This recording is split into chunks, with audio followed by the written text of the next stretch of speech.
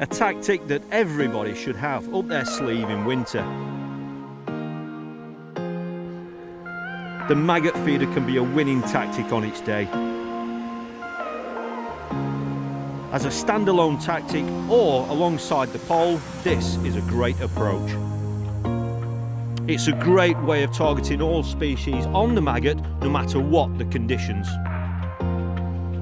I can explore much more of the swim using this tactic.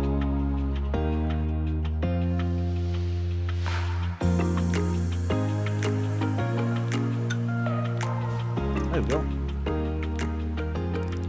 Well, that was a really positive bite. Just as the sun breaks through the clouds. It's a really cold day, but we're getting a few bites, and that's the main thing. On these cold days, you just really want to be getting a few bites. And the method that I'm fishing today is certainly a method that's going to get you bites all the way through winter from lots of different species. And as you can see, I'm fishing with a rod and line, and it's a really simple method. We're here at a very well established fishery now. This is Aston Park Fisheries, just outside Sheffield, and we're catching chunky little, very cold I might add, now I've picked it up, F1s like that. Lakes like this are full of silverfish, they're full of F1s, there are carp in here as well. And today I'm fishing with maggots. I'm fishing with a very simple maggot feeder approach, and it's a fantastic way of fishing no matter what the conditions, no matter what the peg that you're faced with. But that's something I'm going to tell you about in more detail. But firstly, let me show you the tattle and just show you how simple you can keep this approach to make sure you're getting bites right the way through winter. As the name suggests, today I'm fishing with a maggot feeder, and that is obviously designed for fishing with maggots. Let's face it, all fish eat maggots, you know, and when we are fishing through the colder months, it's nice sometimes just to get bites. There are days when you want to be a little bit more selective if you're just fishing for carp or bigger species, but most of the time you just have to put in some fish in your net, you know. And if you're fishing lakes like where I am today, where there's a mixture of silverfish, there are carp, there are F1s, you know, maggots are going to catch all those fish, and that's exactly what this feeder is designed for. You can fish with a maggot feeder. You don't have any sort of complications of, you know, picking ground baits, mixing ground bait, anything like that. With maggots, you know, it's a nice cheap bait, and a pint of maggots is more than enough on many cold winter days. So it's a fantastic bait to use. However, when you actually fish with it in conjunction with a feeder, that opens up lots and lots of different areas of the lake, particularly if you're fishing venues where the fish might be out of pole range. Now, the swim that I've got today is a lovely narrow swim here. Predominantly these venues are designed for pole fishing. However, certainly in the winter months when the water clarity goes clearer, quite often, particularly with fish like F1s, the fish can back off into areas that are inaccessible with a pole. And when the water is clear, sometimes just the fact that you've got a pole over the top of the fish can actually scare the fish. So that is where a tactic like this can allow you to present maggots out of pole range and in areas that you wouldn't normally be able to access, but it can be a vital tool as part of your total approach. So even if you are pole fishing and the fish back out of pole range, that is when you can catch a fish on the pole early. If the fish move further out, that is when you can pick up this sort of a setup and go and continue catching fish that have moved out of range. And that's exactly what's happening here today. Whilst I'm not fishing with a pole, I've been able to start towards the point of that island there, just slightly away from that far bank. It is really cold today, so I'm not fishing right across into the really shallow water. I'm fishing about 2 meters away, where it just goes down into that slightly deeper water. But with a setup like this, you've got the flexibility to fish where you want. If I suddenly wanted to go into shallower water, I can, and if I suddenly want to go down into the deeper water, I can do that as well. I'm not worried about having to re-plumb up rigs and all that sort of stuff, because this is such a flexible approach. But what's happened here today is that I've literally only been able to get 1 or 2 bites in one particular place, and then the swim literally just goes lifeless. It's only then when I've been able to move a couple of meters to one side or a little bit further out that I've then been able to catch another couple of fish. And that's really what happens a lot on venues like this. It's a bit of a standing joke, I know, to people that don't fish venues like this, where they think that if you can come to a lake like this and sit here on your own like I am doing today, where people think, well, you're going to be catching fish all day, you're the only one there. Unfortunately, that's not the case, especially in winter, because what happens is there's obviously been a little bit of disturbance here just through me setting up and casting in. What happens is there are lots and lots of places for those fish to back off to, you know, when you have got a lake that is quiet like this. And quite often you can sit on a lake like this on your own, expecting to catch fish, and you're struggling for bites. And quite often that's because those fish, they've just moved out of the way, you know. By having a nice simple setup like this, it's going to give you so many more options of places where you can actually find the fish and just go looking for the fish if you're not catching. It's a super simple setup. This for me is just a 10-foot rod. It's the Horizon Pro Commercial 10 foot. The length of rod that you choose depends on the venues you're fishing. If you're fishing a venue like this, you could get away with an 8-foot rod or even a 9-foot rod. But if you are fishing venues where you might have a little bit of a longer cast, you might find an 11-foot rod is better to help you achieve that little bit extra distance. But on any sort of venue like this, a 10-foot is going to be more than ample for you to cover all your options. All I've got, no fancy shock leaders. I've just got Horizon 8-pound mono on my reel. That is it, just right the way through, straight through to a maggot feeder, which is attached via a snap link swivel, and that is free running. Always be careful with your rigs. There is a free running fishery rule here for your rigs, so be very, very careful if you're going to use a fixed style rig. However, this particular feeder that I'm using, which I'll show you in a little bit more detail, you are actually able to change the stem on these feeders, which allows you to fish it like I am doing, which is like a more traditional feeder setup, or there is actually the option to fish it in line, and that is a way that I would use if I was predominantly targeting carp, for example, with shorter hook lengths. But at this time of year, I'm fishing for anything, fishing for all species, so a nice free running rig like that is ideal. I've just got that stopped with a medium rubber stopper there. It's all you need. It doesn't damage the line. And then I've just got my hook length. It's a 20 centimeter hook length that's attached loop to loop. I've got 0.12 diameter hook length and a nice sharp size 16 hook, and that's allowing me to fish with either single or double maggot. And that is it. Super simple. And even with this balance setup, I could land carp into double figures if I was to hook one.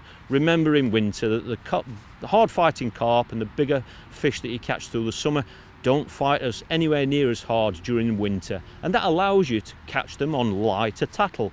And let's face it, the lighter the tattle you can get away with, generally the more bites you're going to get. Make sure you've got your drag set like that.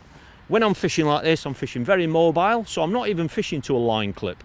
I'm just plopping the feeder in the area that I'm targeting, and because I haven't got a line clip on, I can go further, I can go to the right, to the left, I could even go to my left here if I wish. So I haven't got a line clip on, so those of you that are a little bit concerned about fishing commercials with line clips, about hooking carp and all that, you don't have to worry about it. Just make sure your drag's set like that, nice and loose, so that the bites, even today on a cold day, have been from nowhere. They've nearly pulled the rod in. You've got light tattle on, so use your drag, that's what it's for. And that is it. That is a setup that you can use, particularly with a free running rig, on just about every type of venue you're going to come across. And the types of feeders that I'm using are ones that are versatile. There are different sizes, so you can step that up. If you want to put a bigger feeder on to introduce more bait, then that is an option. But for me, while I'm being mobile, personally, I like to use the smallest size feeder that I can, because as you're moving round, you're not leaving huge piles of bait everywhere. It's just a sprinkling of a few maggots. Before we get into the fishing, this is a tactic and a way of fishing that is transferable across so many different venues up and down the country, and we know lots of you enjoy fishing like this, particularly with a maggot feeder. What we'd like to know is what kind of venues you fish with the maggot feeder, what kind of species are you after, and how much success have you had using these tactics. Please let us know in the comments below. because we'd love to hear what kind of venues you've been fishing. Well, I thought that was a liner, but it's still twitching. Let's see if he's on. No, I just felt something there. So there's obviously a fish around the feeder, which is always encouraging. So all I'm basically fishing with is double maggot, and I started off with double red, then I went on to try double white, and as you can see, all of my fish have fallen to one red and one white, interestingly. And one thing to remember when you're fishing with a maggot feeder like this is that what you've got to remember is that the water's really cold, so when these maggots go in the water, it's going to stun them. And you often find that if you fill your feeder too much and you pack too many maggots in there, it takes longer for them to empty. So as you can see, I'm not filling the feeder, I'm only putting a few maggots in. And like I said earlier, if you are being mobile, it's good to, you know, not spread too much bait everywhere. So all I'm doing now is I've actually worked my way further behind the point into that bowl, as you can see. And that is where we've literally, as the name suggests, as the phrase states, we've chased the fish out there. But on venues like this, don't be afraid to start closer to yourself and catch what a lot of people refer to. I'll just reset the stopwatch. Really important when we're feeder fishing. It's something that I'll talk about in a moment, but a stopwatch can really help give you, it gives you kind of a guide, it gives you a structure to your session. But don't be afraid on venues like this, particularly in winter, in starting closer to you, because you can often catch 2 or 3 early fish, the braver fish if you want to say that, the kamikaze fish, and then as the fish back out, you can obviously chase them out. The spot that I'm casting to at the minute, I wouldn't really want to start the session there because you're hoping you're going to catch one there, and if you do, you've got to play that fish all the way back to you, and just by doing that, that could spook fish out of all this area right at the outset. And so you find that you're almost at your maximum cast to start with. So yes, you might catch a couple of fish early, but after that you've run out of space, so you can literally spend the remainder of the session struggling for bites. So just try and have a nice clear plan about how you're going to tackle your swim. On a peg like I've got today, as you can see, I've got lots of room to my left. I can go straight out in front of me, or I've got all this room round to my right. So whilst I was setting my box up, whilst I was getting my rods out, I was looking at the swim and just trying to plan my session. It would be ideal to start straight in front of me there, for example, and catch there all day.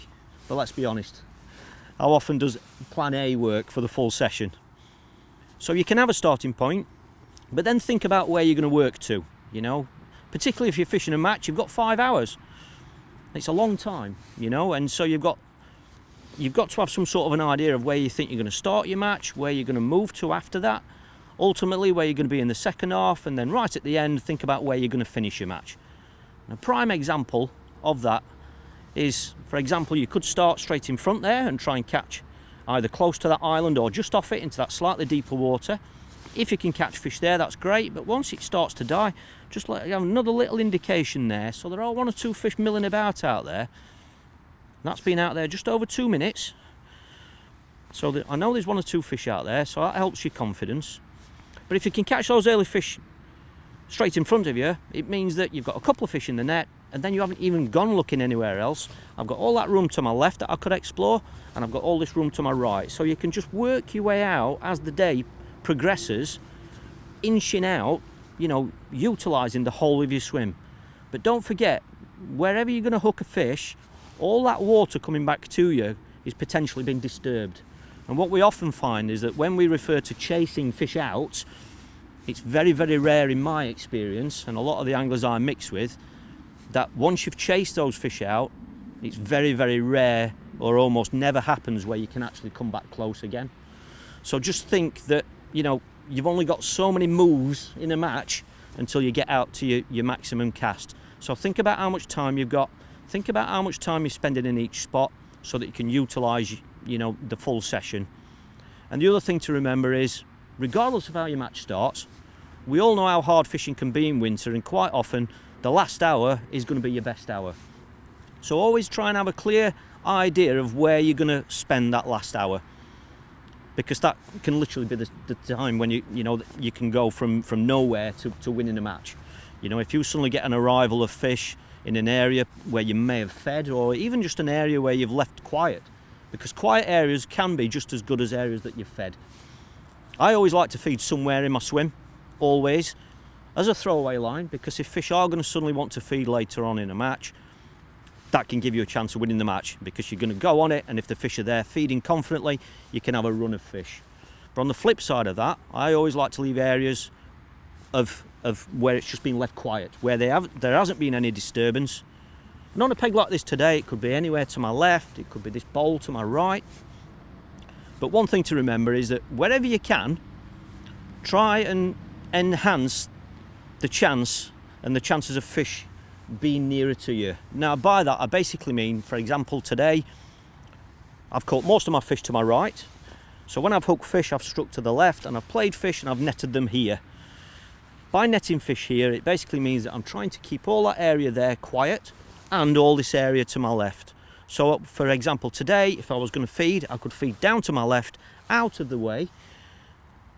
And by doing that and having that clear idea of that in my head, it means that all the fish I've caught today I've been netting over here, because you want to give that margin line or that area you want to keep quieter, as quiet as possible. So just try and keep some areas of your swim where it's a little bit quieter, so that if the fish are going to back off, they've got a nice quiet area to back off to.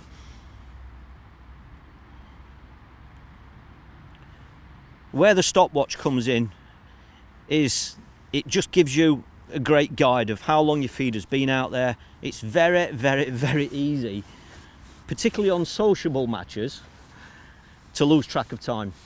I tested myself with this about 7 or 8 years ago, where I was on a venue, it wasn't fishing great, and I started setting my stopwatch but not looking at it, and I would sit there and wait for a bite, and after a while I'd think, right, I'm going to have a guess about how long that's been out there. And it was frightening how out I was on my timing. I was sat there and I was thinking, right, that's been out there 7 minutes, 8 minutes, and I was looking at my stopwatch and it was like 4 minutes. It was unbelievable. And when you're pouring a cup of coffee out, some people are sat on the phone. If you're chatting to the anglers either side of you, it's so easy to lose track of time. By having a stopwatch, it just gives you a great guide of how long the feeder's been out there, and it's amazing how many times you spot patterns. It's amazing how many times where there's a window where you might always get your bites. You know, on some days it might be between 3 and 5 minutes, for example. It's unreal, and you know, we'll never know the full reason for that, but it's amazing how many times you can spot patterns like that, and that can help you plan your match. Because if I know, for example, all my bites are coming in under 3 and 4 minutes, well, when it gets to 5 or 6 minutes, I'm thinking about, well, I might as well just have another cast, because all my bites have been coming quick. And on the flip side of that, you might find that, particularly in winter on some venues, when you go onto larger open water lakes, you might be leaving your feeder out there 15, 20 minutes, sometimes 30 minutes when it's really hard. And you can only do that properly with a stopwatch. So whilst it's a great tool to have a stopwatch, don't stick to it religiously. You know, if you're saying I'm starting on 5 minute casts, as soon as 5 minutes is up, if you've just had an indication, don't just start reeling in, give it another minute or two. You know, it's just a guide, but it's a great tool for just kind of keeping track of the way that you're managing your swim and how long you're leaving your feeder out there. So looking at the stopwatch now, I had no idea this had been out there as long as it had. I mean, I've obviously sat here talking. That has been out there now 8 minutes and 20 seconds. Definitely time for a recast. I did get a couple of little indications, but to be fair, I've had a couple of fish from that spot now. So what I'm going to do is just go a couple of meters to the right and see if we can pick off another fish. The white maggots come off that, so I'm just going to put another fresh white maggot on there. Just a size 16 hook. It's a nice size because you can still fish with single maggot on a size 16. I'm only half filling that feeder, okay, just so that those maggots can exit nice and quickly. And what I'm going to do now is I'm going to go on the same sort of a line, but I'm just going to go about 2 meters to the right of it to clean water, fresh water where we haven't cast before, and see if we can find a fish there that may have just backed off. But that's what it's all about. It's all about being mobile. But it's good to have a plan, you know. I don't think it benefits anything if you're just completely random. It's nice to have some sort of a plan for a couple of reasons. One is it gives you, you know, if you sat here after an hour, at least you know where you've been, you know where you've started, so that because you've paid attention and you've had some sort of a system, it hasn't just been random. Because what can often happen at this time of year, you may have to wait 2 hours, 3 hours for a fish. And if you are not sure where you've been, you're not sure that you've got piles of bait everywhere, it's going to help your confidence if you know there are certain areas that you haven't been into. It's going to help your confidence, and let's be honest, you know, particularly at this time of year, if you're waiting a long time for bites, confidence is massive in all our fishing. And when you're confident in what you're doing, it's going to keep you working hard. It's going to keep you just having some sort of an idea of how you're managing through the session.